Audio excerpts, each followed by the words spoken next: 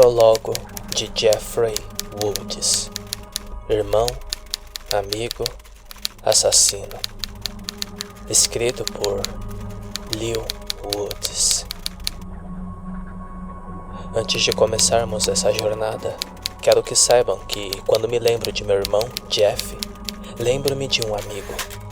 Lembro-me do irmão mais velho que me ensinou a escalar árvore, jogar beisebol, jogar videogame e cerca de 1 milhão de outras coisas. Ele nunca me agrediu, nunca pegou parte do dinheiro que nossos pais nos davam para ir ao shopping ou me fez sentir como um tag-along quando saía com seus amigos.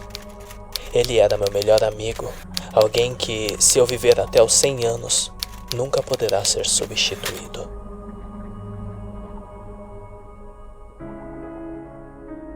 Lane Dermott girou a chave na porta da casa modesta de sua mãe em Mandeville, Los Angeles.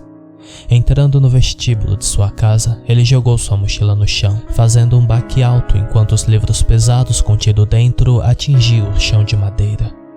Lane, o que eu te disse sobre jogar seus livros assim? Acabamos de limpar o chão.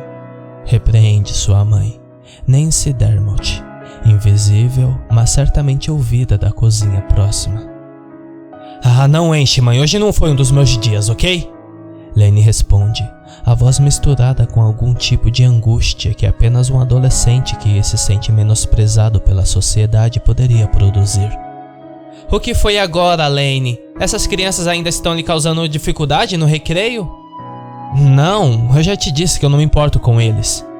O livro de poesia de Lane, que também funcionava como seu diário, havia sido recentemente retirado de sua mochila por algum colega de espírito mesquinho ou outro e compartilhado com o resto da escola. Ele teve alguns problemas de bullying desde então, mas Nancy acreditava sinceramente que estava começando a desacelerar. As crianças só podem manter o foco em uma coisa por vez, na opinião dela, e a data de vencimento do último abuso do filho devia estar vencendo. Em sua opinião, devia estar próximo. Ela estava criando Lane sozinha há algum tempo. Paul Dermott, seu ex-marido e pai de Lane, estava desaparecido nos últimos 4 anos. Desde então, ela estava fazendo o possível para criá-lo, apoiá-lo, mas Lane nem sempre era um filho fácil de sustentar. Sua obsessão pelo que a mãe considerava coisas sombrias causou uma divisão entre eles. Ele estava em uma idade em que sentia que podia entender seus interesses e rapidamente estabeleceu que ela era uma intrusa. Seu quarto, adornado com livros estranhos sobre ocultismo, arte e pôsteres perturbadores de filmes de terror estrangeiro, fazia com que ela evitasse entrar lá, a menos que fosse absolutamente necessário. Ela tentara 1 ou 2 vezes explicar que talvez seus interesses nessas coisas perturbadoras fossem o que levou a se tornar um alvo em sua escola. Isso, é claro, serviu apenas para criar uma cunha mais profunda entre eles, pois ele insistia que ela não o conhecia nem o entendia.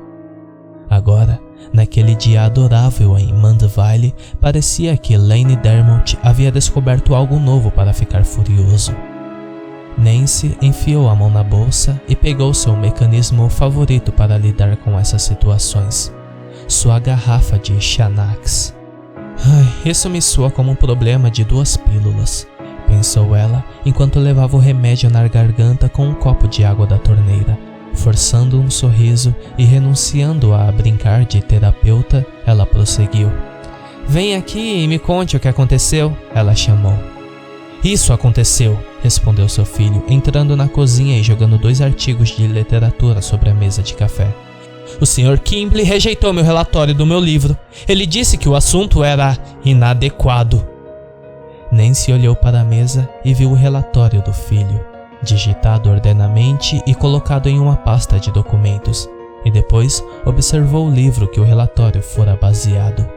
Ela rapidamente percebeu que deveria ter dado aos Xanax um pouco mais de tempo para começar a funcionar e trabalhar sua magia eufórica antes de envolver o filho. Lane, esse livro é proibido nas escolas, você sabe disso. A escola enviou cartas informando a todos. Por que você faria um relatório sobre isso? É liberdade de expressão, mãe. Por que nenhum de vocês entende isso? Você sabia que ele não ia aceitar seu relatório, filho. Por que você provocou seu professor? Lane teve outros relatórios de livros rejeitados por seu professor de inglês nos últimos meses.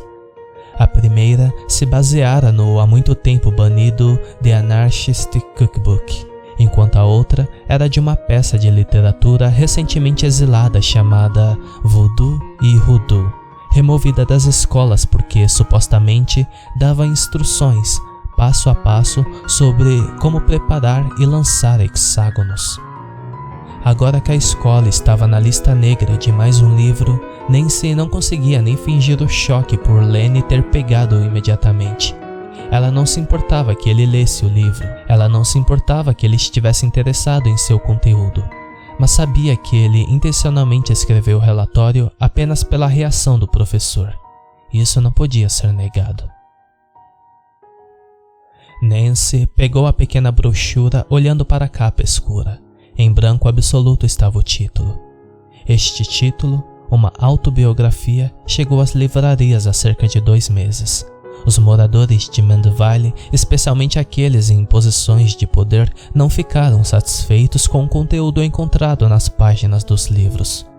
Corrupção, acobertamentos, famílias privilegiadas, dinheiro, abuso e assassinato eram os principais temas. Mandeville foi feito parecer como um refúgio para ricos e um poço de desigualdade para aqueles sem riqueza. O nome de seu ex-marido e pai de Lane aparecia várias vezes nesse livro.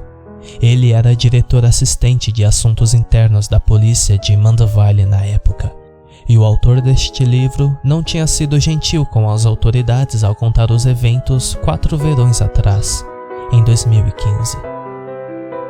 Isso faz parte da história, mãe. Porque tudo bem aprender sobre todos os outros eventos horríveis do nosso passado, mas não escrever sobre isso? Porque essa história envolve muitas pessoas por perto, Lane. Nancy afirmou. Ela estava sentindo seu temperamento começar a subir um pouco. Não apenas porque seu filho desafiador mais uma vez encontrou uma maneira de irritar o professor, mas porque os eventos listados no livro em suas mãos levaram parcialmente o marido a deixar ela e Lane para trás. Lane provavelmente ficaria chocado ao saber que sua mãe havia comprado uma cópia do mesmo livro em que o relatório rejeitado fora baseado. Nancy, como muitos outros moradores de Mandeville, havia sido profundamente impactado pelas ações de Jeffrey Woods. Após o massacre brutal de seus pais, Jeffrey Woods havia matado mais 4 pessoas antes dele finalmente desaparecer para sempre. Nancy não conhecia pessoalmente nenhuma das vítimas, mas em uma cidade tão pequena quanto Mandeville, ele pelo menos passou por elas 1 ou 2 vezes no supermercado ou no shopping da cidade. Depois de matar seus pais, Jeff, o assassino, mirou o policial Donald Williamson, do departamento de polícia de Mandeville.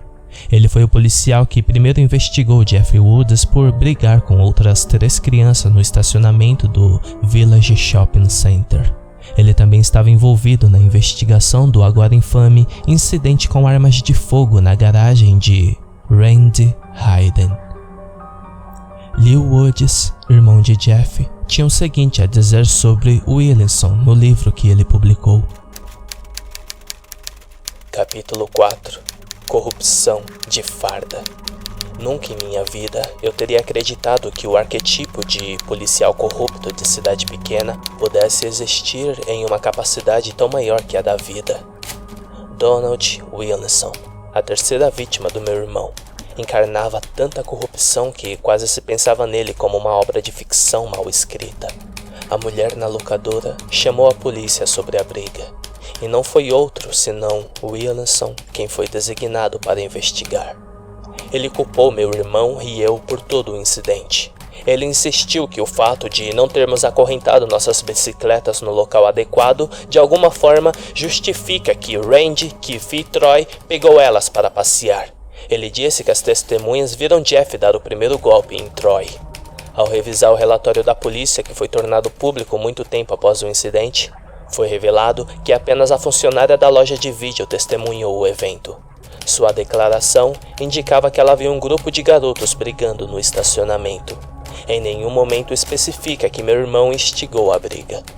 Mais tarde, Williamson seria chamado para investigar a briga na casa de Randy, o ferimento com a pistola de sinalização e a derradeira cegueira e desfiguração infligida no rosto do meu irmão.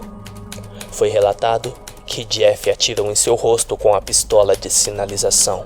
Williamson, mais uma vez, trabalhou suas habilidades em corrupção. Em vez de investigar o incidente, ele simplesmente aceitou a declaração de Randy. Os paramédicos mais tarde se adiantaram e admitiram que Williamson podia ser visto instruindo Randy, Keith e Troy enquanto escreviam suas declarações, praticamente alimentando suas falas como um diretor de teatro em uma peça. A próxima vítima que meu irmão levaria provavelmente era a única verdadeira inocente a cair: Benny Rosenberg.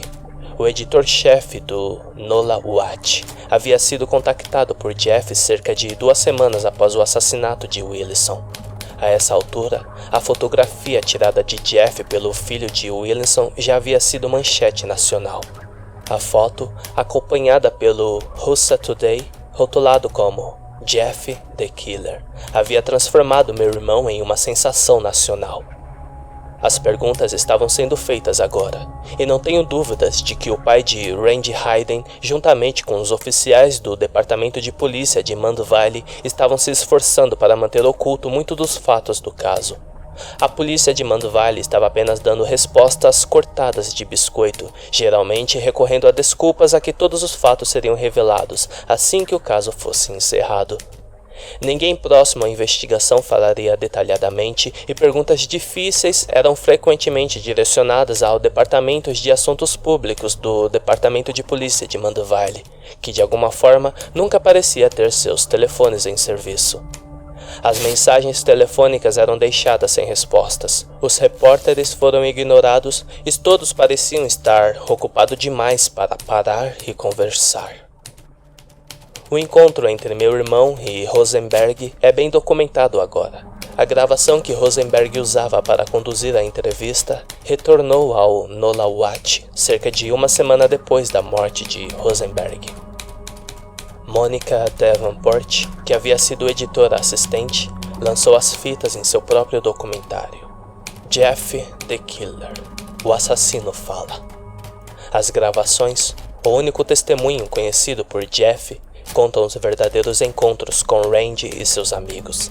As fitas revelam como Williamson trabalhou para branquear a investigação e serviu para lançar mais dúvidas sobre a explicação dos acontecimentos de Randy com a pistola de sinalização. As fitas foram divulgadas depois que as investigações do Departamento de Polícia e Maxwell Hayden já haviam começado a ser analisados. No entanto, ajudaram a lançar luz sobre outras ações corruptas cometidas por funcionários de Mandeville. A morte de Rosenberg, por exemplo, não foi tornada pública por quase 24 horas. A polícia em cena alegou que não conseguia identificar Rosenberg e teve que realizar testes de laboratório para descobrir sua identidade. No entanto, Monica Davenport, que realmente entrou em contato com a polícia, testemunhou que ela havia dado o nome completo ao 911 do desaparecimento de Rosenberg e até explicado por que ele estava em Mandeville naquela noite. Acredita-se que, devido à conexão de Rosenberg com meu irmão, o Departamento de Polícia de Mandeville tenha sido instruído a manter o assunto quieto o maior tempo possível para proteger a imagem da cidade, que se recuperava lentamente. A polícia não queria admitir que Jeff Woods ainda estava solto depois de 2 semanas do seu último assassinato. Há também uma conspiração mais sombria, que só posso chamar assim, porque nenhuma evidência adicional foi descoberta. No entanto, considerando a reputação corrompida e a corrupção óbvia dentro de Mandeville, vale a pena mencionar de qualquer maneira. De acordo com um dos paramédicos em cena, Rosenberg ainda estava vivo quando a polícia chegou. Acredita-se que, se o departamento de polícia tivesse agido imediatamente, Rosenberg poderia ter sobrevivido ao ataque de Jeff. O relatório oficial da polícia afirma que, quando os policiais chegaram, eles inicialmente não viram o corpo de Rosenberg devido à falta de iluminação pública na área. Eles alegaram ter revisitado o exterior do pequeno prédio onde Rosenberg e Jeff conduziam sua entrevista. Em seguida, o policial em cena alegou hesitar em entrar no prédio até poder confirmar com seu comandante de guarda se o mandado seria necessário para entrar. Davenport critica a polícia por isso, pois os regulamentos afirmam claramente que entrar em um prédio sem mandato é lícito desde que os policiais suspeitam que um crime ocorreu lá dentro no prédio referido. Além disso, a porta do prédio estava entreaberta no momento da chegada do oficial e o acendimento de uma lanterna na porta revelaria imediatamente o corpo de Rosenberg. Uma vez que a conspiração maior começou a se tornar pública, os rumores continuaram a aumentar, de que a polícia não queria que Rosenberg sobrevivesse à lesão devido ao conhecimento que ele adquirira ao falar com Jeff. Eles não estavam cientes da gravação da fita e talvez supusessem que, com Rosenberg morto, nenhuma informação adicional sobre os assassinatos de Jeff pudesse surgir. O livro de Leigh Woods catalogou as próximas vítimas de maneira semelhante. Keith Jacobson e Troy Lockett foram as próximas vítimas de Jeff. Isso aconteceu 2 semanas após a morte de Wilson e uma noite após a morte do jornalista de Nova Orleans. Se a polícia de Mandeville não tivesse trabalhando tanto para manter a morte de Penny Rosenberg silenciosa, talvez os pais de Keith e Troy pudessem ter feito algo para protegê-los. Eles teriam pelo menos sabido que Jeff ainda estava solto pela área. No entanto, com a morte de Rosenberg ainda não informada oficialmente, a cidade estava começando a relaxar novamente. Talvez todos acreditassem que tudo terminara com o assassinato de Wilson. O duplo homicídio aconteceu na casa de Keith Jacobson. Os investigadores acreditam que Jeff conseguiu entrar na casa através de uma porta destrancada no pátio. Keith foi encontrado brutalmente esfaqueado até a morte na cozinha de sua casa. Acredita-se que Troy ouviu a comoção e do segundo andar da casa estava descendo as escadas para investigar. Seu corpo foi encontrado na base da escada. Sua morte também causada por várias facadas. Randy Hayden, que instigou a violência no encontro com Jeff e eu na locadora de vídeos e que também acredita-se ter desencadeado o ataque a Jeff em sua casa no dia do ferimento com a arma de fogo, foi o único a escapar de Mandeville vivo. Seus pais, Bridget e Maxwell Hayden, descobriram que sua riqueza e influência não podiam proteger seu filho das ramificações de suas ações. Randy Hayden e sua família se mudaram de uma única vez. Uma empresa de mudanças foi contratada para arrumar a casa para eles, pois provavelmente foram aconselhados a evitar Mandeville até que Jeff fosse capturado. Na verdade, foram os agentes que acabaram descobrindo o enorme acobertamento e mentiras definitivas cometida por Maxwell Hayden junto com o departamento de polícia de Mandeville. Nancy sentiu sua raiva ferver neste momento. Antes de Jeff Woods e sua família se mudarem para Mandeville, ela tinha uma ótima vida. Seu marido, sendo um membro de alto escalão da polícia de Mandeville, significava que ela desfrutava de um certo grau de conforto dentro dos limites da cidade. As multas por excesso de velocidade não existiam no vocabulário de Nancy, nem multas de estacionamento ou a necessidade de sempre garantir que ela estivesse sóbria ao dirigir. A maioria dos policiais sabia quem era seu marido, e se não soubesse, logo o aprenderiam se decidissem emitir a ela qualquer forma de citação. Ela se acostumou por isso, e portanto não estava preparada para a vergonha pública que logo surgira. O livro continuou. Nunca vou entender por que aqueles que cometem crime os registram. Talvez haja um tom tolo em todas as ações criminosas que obriga os culpados a deixarem suas migalhas de pão. Talvez seja simplesmente arrogância. Maxwell Hayden havia de fato instruído o diretor de prevenção de perdas de sua empresa a supervisionar pessoalmente os responsáveis pela mudança em cada um dos 3 dias que estavam arrumando a casa dele. No entanto, ninguém pode estar em todos os lugares ao mesmo tempo. Os ajudantes da mudança foram capazes de encontrar ouro. Minha crença pessoal é que o associado de prevenção de perdas estava ocupado vigiando as joias e outros objetos de valor. Ele provavelmente nunca pensou que o verdadeiro tesouro enterrado seria encontrado em um simples caderno de anotação de capa de couro deixado à vista na mesa da cabeceira de Hayden. Segundo o gerente, ele pegou o bloco de anotações e enfiou no bolso para poder pegar a mesa de cabeceira e carregá-la para fora do quarto. Por sua própria admissão, ele não tinha interesse no livro. No entanto, ao voltar para casa naquela noite, após um longo dia de mudança de móveis, o ajudante de carregamento descobriu que tinha esquecido de remover o bloco de anotações do bolso. Ele afirmou que jogou o livrinho em sua mesa de café e esqueceu por alguns dias. Quando ele percebeu que ainda estava na posse do bloco de anotações, a mudança já tinha sido concluída e o caminhão que transportava todos os pertences da família Hayden estava a caminho de onde eles haviam se escondido. O responsável relatou levar o caderninho para o prédio de escritórios de Hayden e deixá-lo na mesa da recepcionista. A partir daí, a cadeia de custódia é desconhecida, ou seja, até aparecer novamente nas mãos da mídia local. No momento em que o pequeno caderninho dava voltas, já havia sido visitado pelo Federal Bureau Investigation, o Departamento de Justiça do Estado de Louisiana, a Procuradoria-Geral da República e cerca de meia dúzia de outras organizações. O pequeno caderno planejador do dia continha reuniões e almoços programados entre Maxwell Hayden e Paul Dermott, que na época era diretor assistente de assuntos internos do Departamento de Polícia de Mandeville. Todas as reuniões ocorreram após a briga inicial entre Randy e Jeff no estacionamento do shopping. Outros membros da polícia de Mandeville foram inscritos para almoçar ou jantar, incluindo o próprio Donald Wilson. Isso levantou bandeiras vermelhas o suficiente para que os poderes que existiam acima ou além da influência de Hayden se aprofundassem. A essa altura, as perguntas já estavam sendo sussurradas. O médico do hospital, Dr. Reinaldo Dias, já havia exigido um relatório completo da balística desde o dia do incidente da arma de fogo. Ele não acreditava, com base no ângulo da ferida no rosto do Jeff, que a lesão pudesse ter sido auto-infligida. Ele havia informado às autoridades de que inicialmente esperava arquivar um pedido formal do relatório, porque presumira que a polícia teria investigado por conta própria a explicação questionável de Randy. Não foi até ele perceber que isso não ia acontecer que ele deu um passo adiante.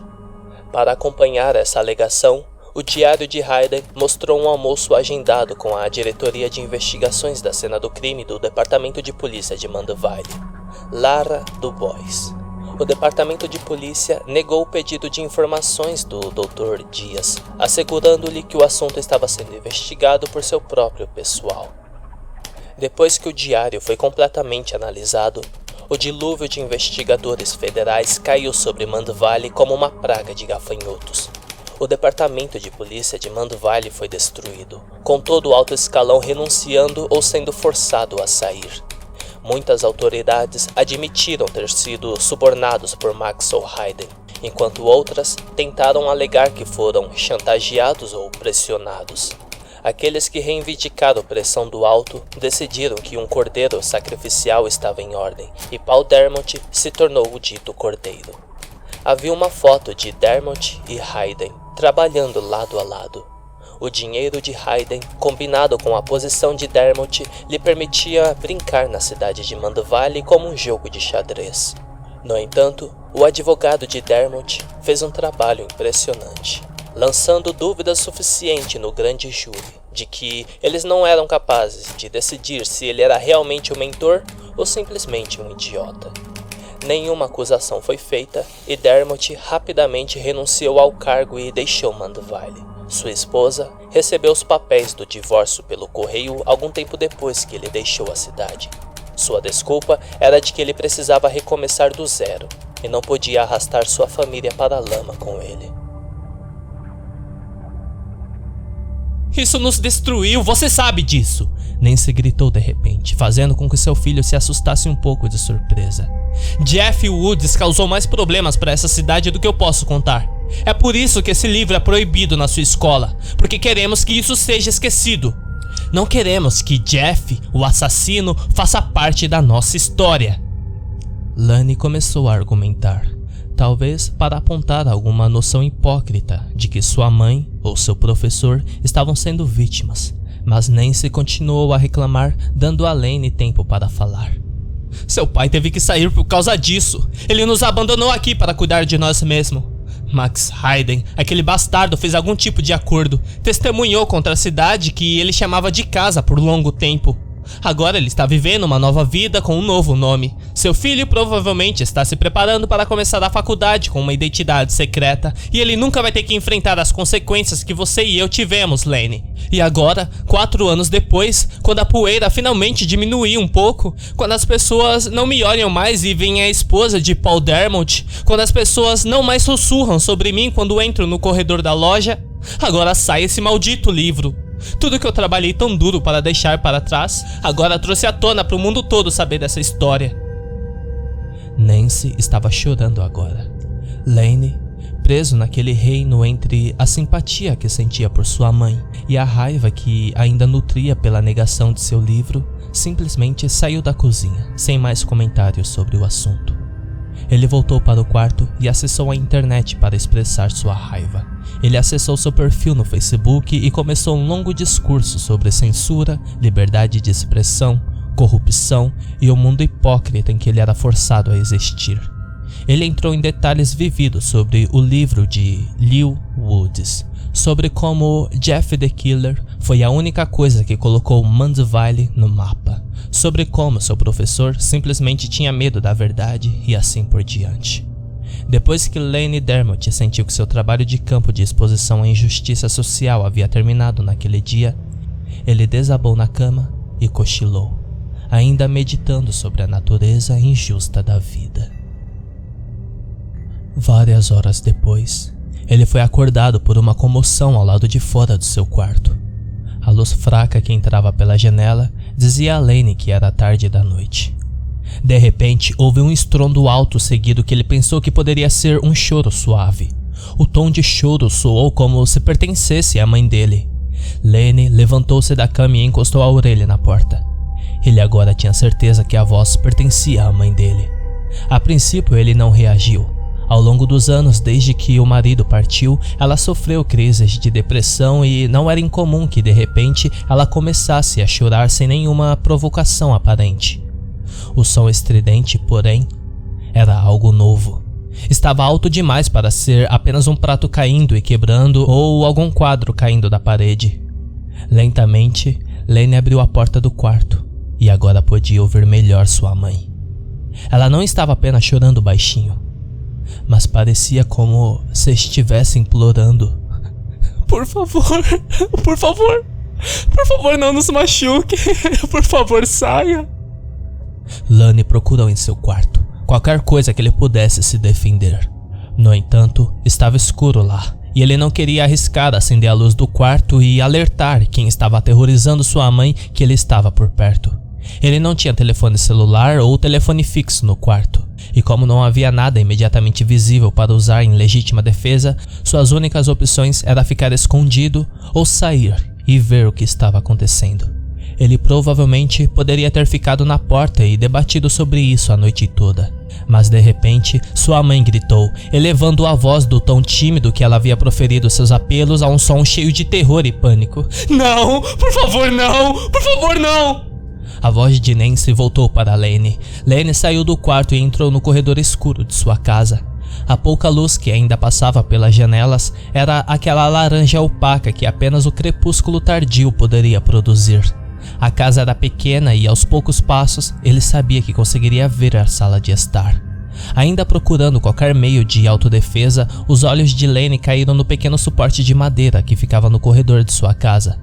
O suporte de telefone que nunca foi usado para um telefone, uma vez que a única tomada localizada da sala continha uma pequena prateleira embaixo da base. Às vezes, sua mãe mantinha seus poucos instrumentos de costura lá. Ele sabia que havia agulhas e linhas, mas agora orava por tesouras afiadas de costura. Eles vieram à mente de Lane porque sabia, desde quando era criança, que era objeto perigoso, afiado como faca. Toda vez que os tocava, desde que conseguia se lembrar, Lane sentia que era seu dever lembrar de ter cuidado. O mais silenciosamente possível, Lane abriu a gaveta, sentindo um certo grau de gratidão pela forma como a prateleira deslizava silenciosamente. Olhou para baixo, ele viu as longas tesouras que estavam de fato na gaveta. Tomando cuidado para não emitir nenhum som, ele pegou, e com um suspiro trêmulo de nervos, mais uma vez começou a se mover em direção aos sons de pedidos de sua mãe. Lane espiou lentamente pela sala, seus olhos ficando enormes e seu coração congelando no lugar diante dele. A mãe, encolhida no sofá, recuada o máximo possível no encosto, segurando as mãos dela em um gesto suplicante. Ela estava chorando alto. Essa visão por si só não foi o que puxou Lane de seu antigo estado de medo cauteloso e entrou em um novo estado de pânico, pois ele já viu sua mãe desmoronar e chorar várias vezes, especialmente durante o primeiro ano em que seu pai foi embora. Mas não foi a fonte de seu horror atual que congelou Lane em suas trilhas. Tinha cerca de 1,80 m de altura, vestido com roupas esfarrapadas, com longos cabelos pretos imundos, escondendo parcialmente um lado de o rosto e uma faca de cozinha comprida na mão. Ele estava inclinando a cabeça para frente e para trás, como se fosse um animal curioso tentando descobrir o melhor lugar para atacar sua presa primeiro. Ele mudava de posição diante do sofá a cada poucos segundos, como se tentasse atormentar ainda mais Nancy, mantendo-a insegura de quando e onde ele iria atacar. Lane arriscou dar outro passo mais perto, e de repente, o intruso macabro olhou para ele. Foi neste momento em que Lane se viu preso profundamente entre descrença e espanto. O rosto que o encarava do outro lado da sala era icônico demais para o enganar. De um lado, um olho quase trancado. Um sorriso se formou ao perceber que ele havia prendido Lane de medo. O outro lado do rosto do intruso, porém, era algo desenhado nas tapeçarias do inferno. O olho não passava de uma lâmpada branca e leitosa. Lane achava que era isso que os olhos de alguma criatura monstruosa poderia desenvolver se passasse a vida nadando em poços da Fossa das Marianas. Da boca aos olhos havia uma cicatriz longa, mas ainda bastante pronunciada. A cicatriz parou brevemente no olho vazio, mas recomeçou acima da sobrancelha, subindo pela testa e chegando até o couro cabeludo. Lane levantou lentamente a tesoura até o nível do seu peito, agora segurando com as duas mãos compressivamente. Lane não conseguiu superar o pulo de choque de encontrar um dos maiores infames assassinos em série da década de pé em sua sala de estar.